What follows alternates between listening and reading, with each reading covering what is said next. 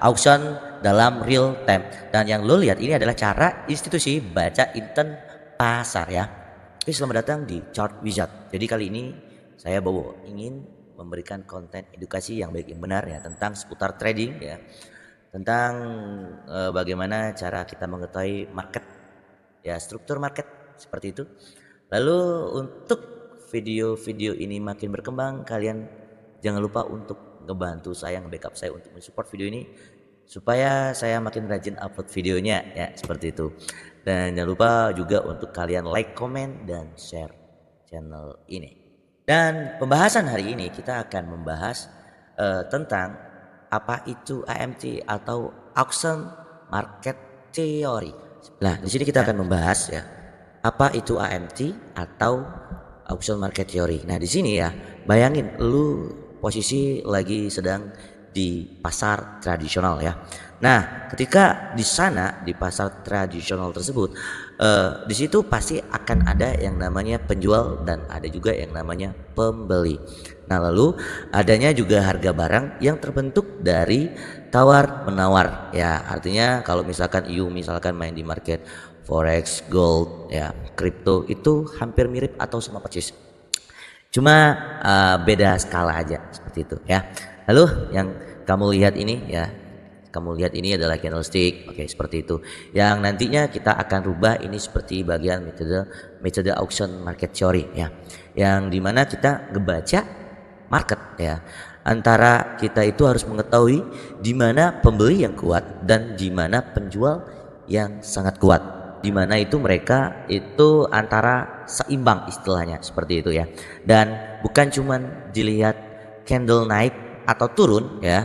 Artinya kita di sini tuh ngelihat struktur di balik candle tersebut. Lalu kita di sini akan melihat ya pembelajaran langsung aja ke utamanya. Di sini kita akan menunjukkan di sini ada 3 level yang sangat penting yang kamu lihat. Di sini ada VAH, POC, dan FAL ya.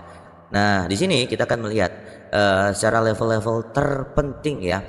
Nah, kita bisa melihat di sini ada namanya POC atau point of control yang bisa kita katakan adalah magnet harga atau harga yang paling adil ya, seperti volume terbanyak ya, yang dimana posisi market itu pasti akan balik lagi ke point of control atau POC ya. Lalu kita yang kedua, kita juga melihat di sini ada VAH dan FAL atau value area low atau VAH itu value area high ya. Oke, di sini VAH dan FAL atau value area high, value area low. Nah, di sini apa sih artinya? Oke, di sini kita akan membahas yang artinya itu adalah penjual masuk ya, dan FAL itu adalah pembeli masuk ya. Yang artinya VAH ini dimana posisi adalah penjual yang akan masuk dan FAL adalah pembeli yang akan masuk. Nah, seperti itu yang tadi saya bilang, antara ketika kamu di pasar kamu pasti akan melihat antara pembeli dan penjual ya, adanya seimbangan harga seperti itu. Lalu kita juga melihat adalah yang paling penting ya, bukan hanya di fase itu aja, kita juga harus tahu ya zona fair value ya di luar zona ekstrim. Nah, di sini juga ada for high dan perlu kita akan menjelaskan satu-satu dulu supaya kalian lebih mengerti. Tapi untuk itu jangan lupa terus stay tune video ini ya, jangan di skip video ini. Kita harus tahu juga di dalam AMT itu juga ada yang namanya auction cycle ya, yang kita bisa tahu adalah adanya 4 fase atau 4 market ya, 4 fase market. Nah, di sini kamu lihat, kamu bisa ngeliat di sini ya, oke. Nah, di sini kamu perlu melihat bahwa di sini ada yang namanya ranging balance ya. Yang kedua ada yang namanya imbalance, oke. Ya. Yang ketiga adanya trending, oke. Yang keempat ada yang namanya exhaustion. Oke. Nah, yang pertama di dalam ranging balance ya, itu kamu harus tahu di sini adalah ranging balance ya, VAH, POC, FAL, dan di sini adalah kita katakan adalah subzone, oke. Yang artinya harga di dalam value area ya, pembeli dan penjual itu adalah seimbang. Nah, di sini kita bisa melihat adalah POC atau point of control yang menjadi magnet harga ya. Kalau adanya seperti ranging balance di sini, kalian semua tidak bisa untuk trade ya. Artinya kalau misalkan kalian semua paksakan untuk trade, pasti kalian akan loss terus ya. loss terus kayak gitu. Kalian buy dia nge-sell, kalian sell dia nge-buy, seperti itu. Lalu yang kedua, kita juga melihat ada yang namanya imbalance ya, di sini imbalance atau breakout secara auction cycle 4 fase ini. Nah, di sini kamu bisa melihat ya, val POC. Kalau misalkan melihat seperti ini, ingat hati-hati ya, fresh recovery. Di sini yang artinya posisinya adalah perhatian. Nah, buat para retail kalau kalian pengen trade seperti ini. Kalau misalkan posisi seperti ini artinya ada salah satu pihak yang menang. Nah, pembeli dominance, lalu ketika harga itu balik ke value area high ya, atau penjual lebih dominan ke break ke value area low. Nah, ini artinya adalah fresh discovery. Di sini kalian tidak bisa untuk trading ya. Lalu ada juga di sini trending ya. Nah, di sini kalau misalkan kalian lihat di posisi trending yang artinya harga discovery itu ke area baru ya. Jadi kalau misalkan menunjukkan tren naik, misalkan dia menunjukkan tren naik ke atas atau ke bawah, oke? Lalu adanya harga discovery ke area baru. Nah, di sini kalian melihat adanya POC yang pastinya range-nya terbaru atau POC-nya itu berpindah ya. Yang misalkan POC-nya di 3.500 tiba-tiba berpindah ke 3.800 seperti itu. Nah, kalau misalkan seperti itu adalah zona profit. Lalu yang keempat ya, cycle keempat ya adalah exhaustion ya. Dimana posisi exhaustion itu ketika menunjukkan adanya volume spike di harga yang sangat ekstrim ya. Lalu ketika misalkan contoh 4.375 ya dengan volume yang sangat besar langsung spike gitu marketnya. Nah, di situ artinya ada volume gede tapi ya itu mereka itu harga gold atau harga apapun itu dia tuh stuck gitu. Dia stucknya di situ-situ aja, nggak maksudnya nggak langsung junam atau mungkin dia langsung naik, nggak, posisinya di 4.350 atau 4.351 52 di situ-situ aja, nggak bergerak. Nah, di situ artinya prepare ya, itu biasanya akan reversal ya, reversal coming, prepare you bisa entry, sell ataupun buy, tapi perlu juga diperhatikan dengan delta. Tapi ya nanti kita akan jelaskan bagaimana cara posisinya ketika itu akan terjadi exhaustion ya. Oke, lalu kalian melihat di sini ada yang namanya pure high secara AMT auction market theory dan pure low. Oke, di sini ini juga penting juga. Kenapa bisa ada pure high? Kenapa bisa adanya pure low? Nah, ini bisa kita katakan yang namanya pattern yang paling penting ya. Oke, di sini misalkan ada position pure high yang artinya harga bikin high baru tapi volumenya itu kecil, artinya pembeli itu sangat lemah. Oke, nah kalau misalkan pembeli itu lemah dan nggak ada acceptance, itu biasanya reversalnya turun ya, atau bisa kita katakan yang namanya exhaustion, balik lagi itu yang tadi saya bilang di 4 cycle ya. Dan untuk TP-nya pasti kita akan mengambil TP di POC seperti itu, ingat ya. Jadi pure high juga adalah pattern yang sangat penting. Oke, kalau misalkan yang tadi saya bilang harga bikin di atas FA ketemu pure high atau position lelang harga ini kena diambil, dia biasanya 70% itu akan exhaustion balik lagi ke POC atau reversal ya. Intinya itu nggak ada namanya acceptance. Oke, lalu tapi perlu juga dikonfirmasi, walaupun 70% kalian juga harus melihat delta. Apakah di position tersebut delta itu negatif dengan volume besar ya. Kalau misalkan negatif dengan volume besar, kalian bisa entry sell dari footprint ya. Lalu di sini juga ada namanya POOR LOW atau pure low, yang artinya di sini adalah harga bikin low terbaru lagi tapi volumenya itu adalah kecil ya guys. Nah, kalau misalkan penjual itu sangat lemah ya, biasanya itu akan terjadi reversal naik atau bisa juga kita katakan exhaustion lagi ya. Dan TP-nya bisa di POC. Seperti itu yang paling lebih aman. Jadi kalau misalkan posisi market tiba-tiba yang kamu lihat ini tiba-tiba dia turun ya, kamu lihat misalkan ini, kamu lihat dia turun, oke. Misalkan dia turun ke sini ya kan, misalkan dia turun ke sini ya kan ke POC, nah diam di sini, lalu kamu melihat position delta positif, oke, dari footprint, lalu di sini tidak volumenya berkurang. Nah, ketika volumenya berkurang menyentuh di pull low, itu biasanya 70% itu pasti akan high. Ya, artinya di position pull low atau kita bisa katakan volume kecil ini ya, pull low ini volume kecil ini. Artinya penjual itu yang sangat lemah. Nah, di situ biasanya itu akan masuk pembeli besar-besaran ya. Pembeli besar-besaran dengan volume delta yang sangat besar, dan dia akan naik ke arah mana? Ke arah PUC cuy, ke arah PUC. Nah, di sini kita bisa entry buy dan dia akan naik ke PUC seperti itu. Oke. Jadi misalkan di purlonya di 4180, dia akan naik ke PUC ke 4268. Karena kenapa balik ke PUC? Karena inilah yang kita katakan AMT secara struktur market ya. Ini adalah magnet harga ya, transaksi besar-besaran para institution itu lebih cenderung ya mengambil position itu di PUC.